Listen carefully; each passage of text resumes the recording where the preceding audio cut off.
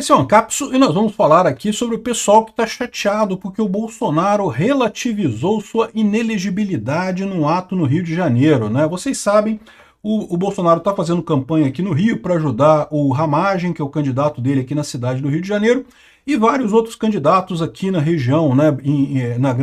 No grande Rio de Janeiro, né? Na grande metrópole do Rio, né? E aí, olha só o que diz o pessoal do Poder 360 aqui. Bolsonaro relativiza sua inelegibilidade. Ex-presidente foi condenado por abuso de poder e críticas ao sistema eleitoral, mas diz que foi por estar com Luciano Hang e reunião com embaixadores. Uai, não, é exatamente por isso que ele foi condenado, né? O STF considerou que ele fazer uma reunião com embaixadores era um abuso de poder. Eu entendo, realmente é curioso, né? Não deveria ter uma coisa ligação com a outra, porque isso não é abuso de poder, isso faz parte do poder do presidente da República, né? E não é um abuso de poder que influencia a eleição. Então, por que diabos o TSE considerou que foi abuso de poder a reunião com embaixadores? Eu entendo a confusão do repórter aqui não, como é que pode? Foi acusado por abuso de poder, por quê? Qual foi o poder que ele abusou, né? Essa notícia foi sugerida por Atrás do Peter Me Sinto um Jumento, Peter é o Eros Grau Libertário e várias outras pessoas. Obrigado aí ao pessoal que sugeriu as notícias lá no nosso site, no visãolibertaria.com, e obrigado a você que está assistindo o nosso vídeo. Se você gosta do nosso conteúdo, por favor, deixe o seu like e se inscreva aqui no canal, né? Então tá aqui o pessoal chateado porque o Bolsonaro teria relativizado a sua inelegibilidade. O pessoal da esquerda está apavorado, porque o que eles estão vendo é que o Bolsonaro está cada vez mais forte para 2026 e ninguém leva a sério a tal da inelegibilidade dele, né? E para o pessoal da esquerda isso é um absurdo.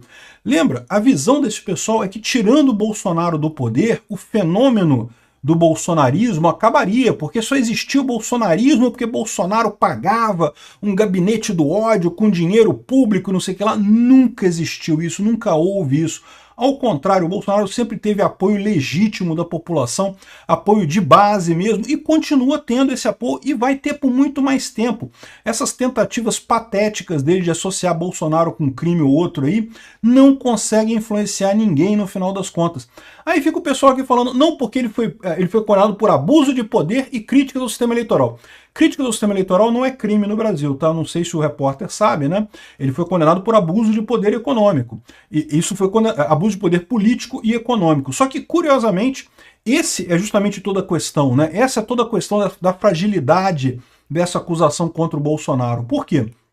Porque a própria jurisprudência do TSE diz que só é abuso de poder econômico e político se você conseguir comprovar que aquele ato que o político ou o candidato fez realmente impactou o resultado final da eleição. Agora, me explica, como que uma reunião com embaixadores teria o condão de mudar o resultado da eleição? Como que isso seria abuso de poder político? Isso vai contra a própria jurisprudência do TSE, né? O que aconteceu claramente foi uma perseguição ao Bolsonaro. Eles queriam tornar Bolsonaro inelegível a qualquer custo. Arrumaram um negócio que não tinha absolutamente nenhuma base, mas era o processo que estava mais avançado lá, e fizeram correndo. Isso foi outra coisa que é impressionante, porque os processos todos de abuso de poder e político, econômico, pode olhar lá no site do TSE, levam 3, 4 anos, às vezes 6 anos para sair o processo de abuso de poder político e econômico. O cara já passou a eleição, ele já está eleito ou não está eleito, só lá na frente que sai a decisão do TSE se houve abuso de poder econômico ou abuso de poder político, né? No caso do Bolsonaro, meu amigo, a reunião aconteceu em julho de 2022, em julho de 2023 ele já estava inelegível, já foi julgado, já passou todo o processo, uma coisa realmente incrível, né? E eu entendo a confusão do repórter aqui, porque realmente não faz sentido ele ser tornado inelegível por causa de reunião com embaixadores e por causa do evento do dia 7 de setembro de 2022, né? Isso não é abuso de poder político, não é abuso de poder econômico. Aí, aqui, ó, para eles está relativizando, não, ele está expondo a hipocrisia que foi essa decisão do STF, e realmente foi, né? Aqui, ó, é como diz aquele petista sobre mim, ele está inelegível. Por que eu estou inelegível? Porque eu me reuni com embaixadores. Mas eu não vim para o Rio para me reunir com traficantes. Eu não sei se o Lula se reuniu com traficantes, mas o Lula teve ali no Complexo da Maré, com o pessoal dos Cupincha e coisa e tal. E o Bolsonaro se reuniu com embaixadores. O ponto é esse. Não tem lógica nenhuma, até porque as críticas à urna eletrônica, como eu já expliquei, elas pioram o seu índice de aprovação eleitoral, né? Ao contrário, você falar para o seu eleitorado que as urnas não funcionam, você está falando para o seu eleitorado que não precisa ir votar, porque não faz diferença. Se a urna não funciona, se tem golpe por trás da urna, para que você vai votar? Não vai fazer diferença mesmo, não é isso? Então, ou seja, ao contrário, esse tipo de coisa que o Bolsonaro falou não ajudaria ele eleitoralmente de forma alguma, né? E a outra inelegibilidade, a de setembro, do dia 7 de setembro, foi por eu ter um empresário do meu lado, o Luciano Hang, né? Pelo menos eu estava com ele, não estava com a dama do tráfico, né? Porque ele está se referindo ao fato de que a dama do tráfico do Amazonas esteve no Ministério da Justiça, né, lá do Flávio Dino, várias vezes no governo Lula, né? E conseguiu várias coisas lá para o pessoal lá do tráfico, lá no Amazonas. Mas é aquele negócio, né? Esse é o ponto. O Bolsonaro está colocando que realmente a crítica que o Bolsonaro está fazendo aqui é a crítica que eu faço também. Esse processo de inelegibilidade do Bolsonaro não tem nenhuma base legal, não tem nenhuma base jurídica. É um processo puramente político. E se foi político para tornar ele inelegível, por que politicamente não pode ser desfeito, né? É o que eu falo. O processo do Lula, por exemplo, não foi político. O processo do Lula foi um processo por corrupção. Ele efetivamente roubou o Brasil. A gente sentiu isso no bolso, na crise de 2014, né?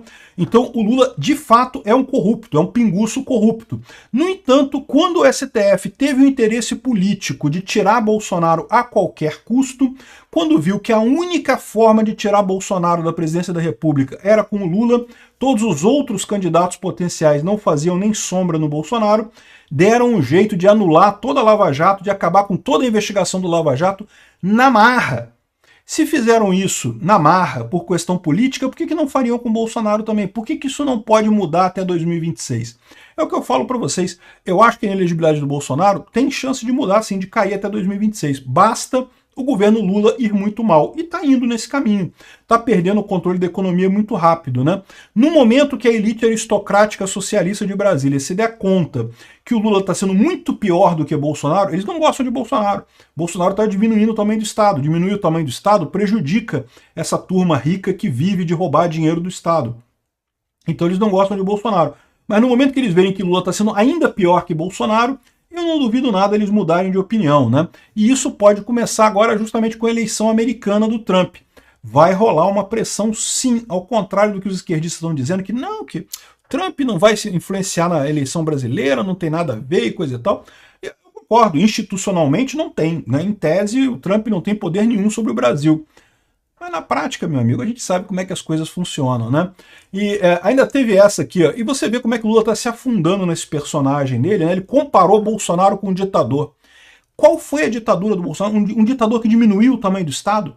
Que ditador diminuiu o tamanho do Estado? Não existe isso, né? Um ditador que permitiu que a população tenha armas. Pô, ditador nenhum no mundo faz isso, meu amigo. O ditador quer tirar a arma da população rápido para evitar ser atacado pela população. Por outro lado, o Lula diz que tem que manter relações com a Venezuela e Nicarágua, que ele não chama de ditadores. O Maduro, amiguinho dele, e o Daniel Ortega, outro amiguinho dele também, né? Impressionante como é que a fala do Lula é o contrário. É aquilo que eu falo para vocês. O pessoal fez a cartinha da democracia para defender o Lula, meu amigo, que só defende ditador. Esse pessoal está invertendo as coisas. Bolsonaro é o grande democrata dessa história. Bolsonaro é aquele que foi perseguido, que tinha a possibilidade de dar um golpe. Se ele quisesse dar um golpe, ele teria dado um golpe, mas não quis preservar a integridade do Brasil. Sabia que se desse um golpe, ia jogar o Brasil numa guerra civil, numa confusão enorme, preferiu não fazer nada. Excelente ideia dele. Que bom que Bolsonaro é assim. E ele vai voltar, vocês podem ter certeza disso. Pode até não ser em 2026. Pode ser que até 2026 não caia a inelegibilidade dele. Mas todo mundo sabe que essas condenações do Bolsonaro são absurdas. Só o pessoal da elite aristocrática socialista brasileira que acha que tem mérito nisso daí. Obrigado por assistir o vídeo até o final. Além de curtir, compartilhar e se inscrever no canal, considere se tornar patrocinador com valores a partir de R$ 1,99. Clique no botão Seja Membro abaixo para saber as condições e vantagens de patrocinar o canal. Mais informações sobre o nosso projeto, visite nossos sites indicados na tela.